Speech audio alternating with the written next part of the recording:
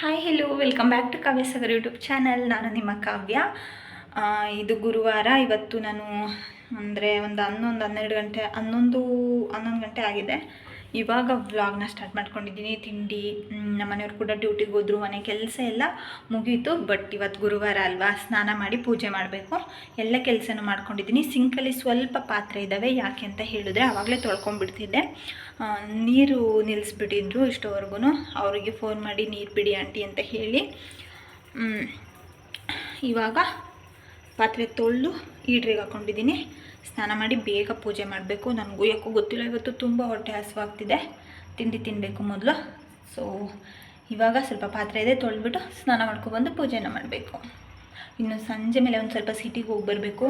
ಯಾಕೆ ಅಂತ ಹೇಳಿದ್ರೆ ನಾಳೆ ಅಕ್ಕ ಮತ್ತು ದೊಡ್ಡಮ್ಮ ಬರ್ತಿದ್ದಾರೆ. ದೊಡ್ಡಮ್ಮ ನಾನು ಮದುವೆ ಆಗಿ ಇಲ್ಲಿಗೆ ಬಂದಮೇಲೆ ಫಸ್ಟ್ ಟೈಮ್ ಬರ್ತಾ ಇರೋದು. ಸೊ ಅವ್ರಿಗೇನಾದರೂ ಕೊಡಿಸ್ಬೇಕಲ್ವಾ, ಹಾಗಾಗಿ ಸಿಟಿಗೆ ಹೋಗಿ ಸೀರೆ ಅಥವಾ ಏನಾದರೂ ತರಬೇಕು. ಹಾಗಾಗಿ ಒಂದು ಸ್ವಲ್ಪ ಏನಾದರೂ ತರಕಾರಿ ಎಲ್ಲ ತರಬೇಕು, ನಾಳೆ ಅವ್ರ ಮನೆಗೆ ಬಂದಾಗ ಏನಾದರೂ ಮಾಡೋದಕ್ಕೆ. ಸೊ ಹೋಗಿ ತರುವ, ಸ್ನಾನ ಮಾಡಿ ಸದ್ಯಕ್ಕೆ ಇವಾಗ ಪೂಜೆ ಮಾಡುವ. ನಂದು ಸ್ನಾನ ಆಯಿತು. ಇವಾಗಿನೂ ಸ್ನಾನ ಎಲ್ಲ ಮುಗಿಸಿ ಸೊ ಮನೆಯೆಲ್ಲ ಮೊದಲೇ ಕ್ಲೀನ್ ಆಯಿತು. ದೇವ್ರ ಪಾತ್ರೆ ಎಲ್ಲ ತೊಳ್ಕೊಂಡಿದ್ದೀನಿ. ದೇವ್ರ ಮನೆಯಿಂದ ದೇವ್ರ ಫೋಟೋ ಎಲ್ಲದನ್ನು ಕೂಡ ಆಚೆ ಕೂಡ ಎತ್ತಿಟ್ಕೊಂಡಿದ್ದೀನಿ. ಇವಾಗ ನಾನು ಗುರುವಾರದ ಪೂಜೆನ ಯಾವ ರೀತಿ ಮಾಡ್ಕೊಳ್ತೀನಿ ಅಂತ ತೋರಿಸ್ತಾ ಇದ್ದೀನಿ. ಇನ್ನು ದೇವ್ರ ಮನೆ ಒಳಗಡೆ ಏನೂ ಕೂಡ ಕ್ಲೀನ್ ಮಾಡ್ಕೊಂಡಿಲ್ಲ. ದೇವ್ರ ಪಾತ್ರೆ, ದೇವರು ಎಲ್ಲದನ್ನು ಕೂಡ ಎತ್ತಿ ಆಚೆ ಇಟ್ಕೊಂಡಿದ್ದೀನಿ. ಮೊದಲು ರಾಘವೇಂದ್ರ ಸ್ವಾಮಿನ ತೆಗೆದು ಪ್ರತಿಯೊಂದನ್ನು ಎಲ್ಲ ತೆಗೆದು ಆಚೆ ಇಟ್ಕೊಂಡು ದೇವ್ರ ಪಾತ್ರೆನ ಬೆಳಕೊಂಡು ಅದಾದಮೇಲೆ ರಾಘವೇಂದ್ರ ಸ್ವಾಮಿಗಳಿಗೆ ಗಂಧನ ಅರ್ಪಣೆ ಮಾಡ್ತೀನಿ. ಗಂಧನ ಇಟ್ಟು ಆಮೇಲೆ ಇನ್ನು ಏನಿದೆ ನನ್ನ ಹತ್ರ ಬೇರೆ ದೇವ್ರ ಫೋಟೋ, ಶಿವನ ಫೋಟೋಗೆ ಗಂಧ ಮತ್ತು ಕುಂಕುಮ, ಅರ್ಶಿನ ಕುಂಕುಮ ಎಲ್ಲದನ್ನು ಇಟ್ಕೊಳ್ತೀನಿ. ಅದಾದಮೇಲೆ ನನ್ನ ಹತ್ರ ಇನ್ನು ಸಣ್ಣದಾಗಿ ಇರೋವಂಥದ್ದು ಸಾಯಿಬಾಬಾ ಮತ್ತು ರಾಮ ಲಕ್ಷ್ಮಣ ಸೀತೆ, ಇದು ನಮ್ಮ ಮನೆ ದೇವರಿಂದ ತಂದಂಥದ್ದು. ಇದು ಏನಪ್ಪ ಅಂತ ಹೇಳಿದ್ರೆ ಮಂತ್ರಾಕ್ಷತೆ. ಇದು ರಾಯರ ಮಠದಿಂದ ತಂದಿರೋ ಅಂಥ ಮಂತ್ರಾಕ್ಷತೆನೂ ಕೂಡ ಇಟ್ಕೊಂಡಿದ್ದೀನಿ. ಇದು ರಾಯರಿಗೆ ಕಟ್ಟಿರೋ ಮುಡುಪು. ಇದಿನ್ನು ಗಂಧ.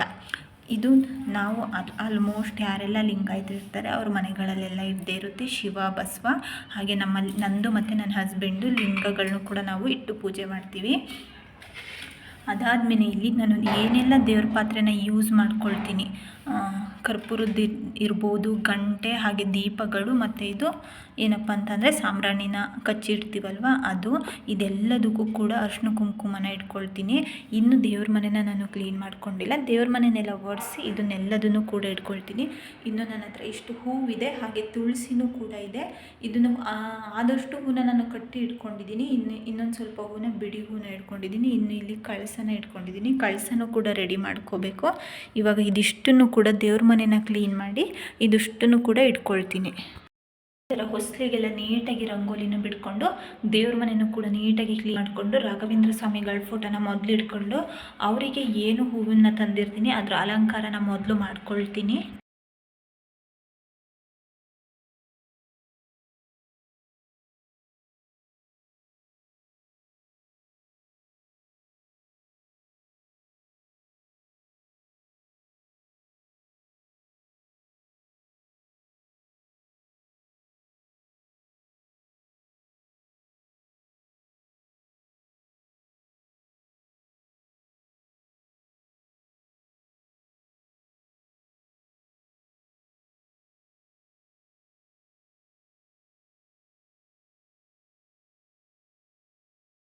ಪೂಜೆ ಎಲ್ಲ ಮುಗೀತು. ನನಗಂತೂ ತೃಪ್ತಿ ಆಗೋ ಥರ ಪೂಜೆ ಮಾಡಿದೆ. ನನಗೂ ಇಷ್ಟ ಆಯಿತು ಪೂಜೆ ಮಾಡಿದ್ದು. ಸೊ ಗುರುವಾರ ಅಂದ್ರೇ ಹಾಗೆ ಸ್ಪೆಷಲ್ ನನಗೆ.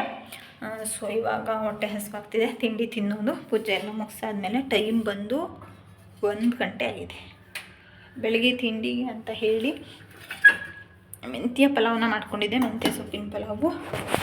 ಇವಾಗ ಅದು ಪೂಜೆನ ಮುಗಿಸ್ಕೊಂಡು ತಿಂಡಿನೂ ಕೂಡ ತಿಂದ್ಕೊಂಡೆ. ಮೆಂತ್ಯ ಪಲಾವ್ ಮಾಡ್ಕೊಂಡಿದ್ದೆ. ಯಾವುದೇ ತಿಂಡಿ ಆಗಲಿ ಬಿಸಿಲಿ ತಿನ್ನಬೇಕಾದ್ರೆ ತುಂಬಾ ಚೆನ್ನಾಗಿರುತ್ತೆ, ಬಟ್ ಆರಿದ ಮೇಲೆ ತಿನ್ನೋದಕ್ಕೆ ಒಂಥರ. ಇಲ್ಲಿ ನಾನು ಇವತ್ತು ಗುರುವಾರದ ಪೂಜೆಗೆ ಈ ಥರ ರಂಗೋಲಿನ ಬಿಡಿಸ್ಕೊಂಡಿದ್ದೆ.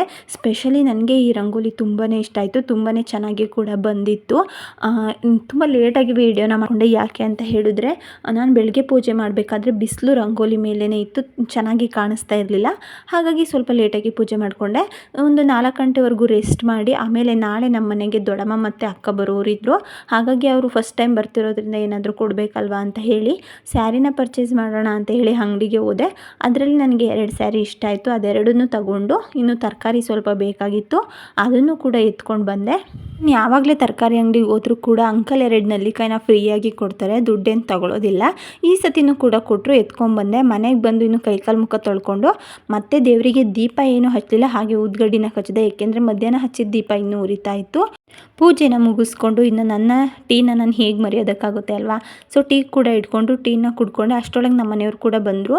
ರೈಸ್ ಖಾಲಿಯಾಗಿ ಹೋಗ್ಬಿಟ್ಟಿತ್ತು ನಮ್ಮ ಮನೇಲಿ ಅಕ್ಕಿ, ಹಾಗಾಗಿ ಅಕ್ಕಿನ ತರೋಕ್ಕೆ ಹೋದ್ವಿ. ಸಲ ನಾವು ಕಾವೇರಿ ಅನ್ನೋ ರೈಸ್ನ ತರ್ತಿದ್ವಿ. ಯಾಕೋ ನನಗೆ ಅದು ಇತ್ತೀಚೆಗೆ ಇಷ್ಟ ಆಗ್ತಿರ್ಲಿಲ್ಲ, ಹಾಗೆ ಚೆನ್ನಾಗಿ ಕೂಡ ಬರ್ತಾ ಇರಲಿಲ್ಲ. ಹಾಗಾಗಿ ಈ ಸಲ ರೈಸ್ನ ಚೇಂಜ್ ಮಾಡಿ ತಂದ್ವಿ. ನೋಡಬೇಕು ಅದು ಹೇಗೆ ಬರುತ್ತೆ ಅಂತ ಹೇಳಿ. ಮನೆಗೆ ಬಂದು ಪಾತ್ರೆನೂ ತೊಳ್ಕೊಂಡು ಊಟನೂ ಕೂಡ ಮುಗಿಸ್ಕೊಂಡ್ವಿ. ಇನ್ನು ರಾತ್ರಿ ಆದರೂ ಕೂಡ ದೀಪ ಉರಿತಾನೆ ಇತ್ತು. ನಿಮಗೆ ಇಷ್ಟ ಆಗಿದ್ರೆ ಲೈಕ್ ಮಾಡಿ, ಕಮೆಂಟ್ ಮಾಡಿ, ಶೇರ್ ಮಾಡಿ, ಹಾಗೆ ನನ್ನ ಪೇಜ್ನ ಸಬ್ಸ್ಕ್ರೈಬ್ ಮಾಡಿ. Thank you all.